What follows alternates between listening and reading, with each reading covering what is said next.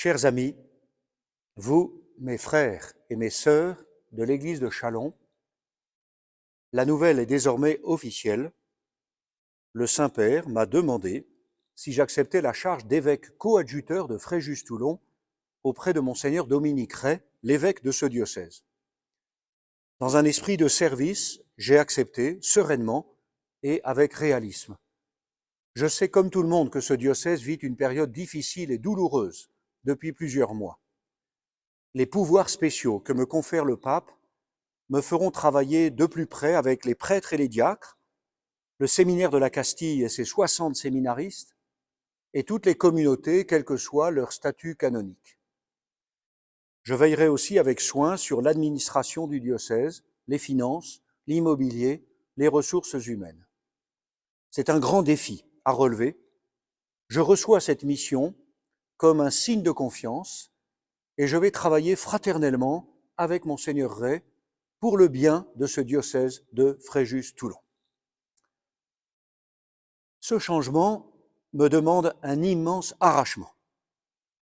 Après presque 8 années de ministère épiscopal auprès de vous, il me faut quitter la Champagne sans tarder pour rejoindre le Var.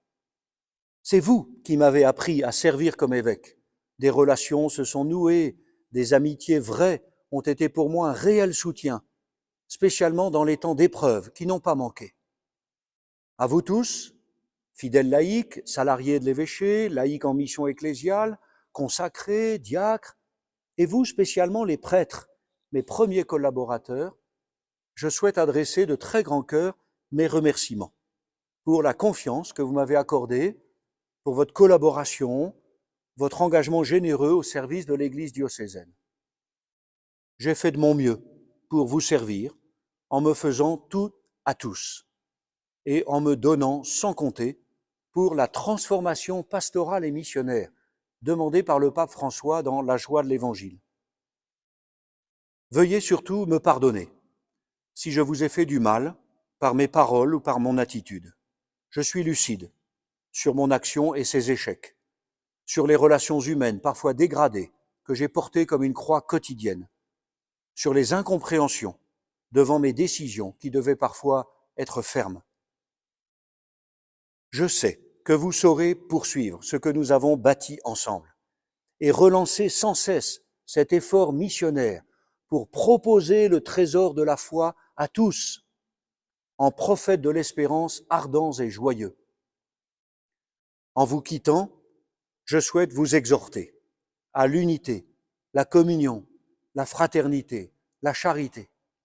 Dans quelques jours sera élu un administrateur diocésain parmi les prêtres exerçant leur ministère dans le diocèse. Vous lui donnerez votre confiance, comme vous l'avez fait pour moi.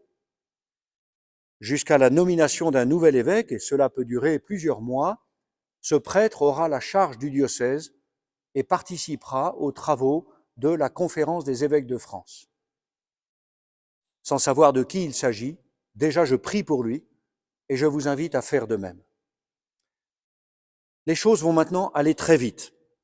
Je vous invite donc tous à la messe d'action de grâce et d'adieu que je présiderai à la cathédrale, ici même, le dimanche 3 décembre à 16h, entouré de quelques évêques de la province.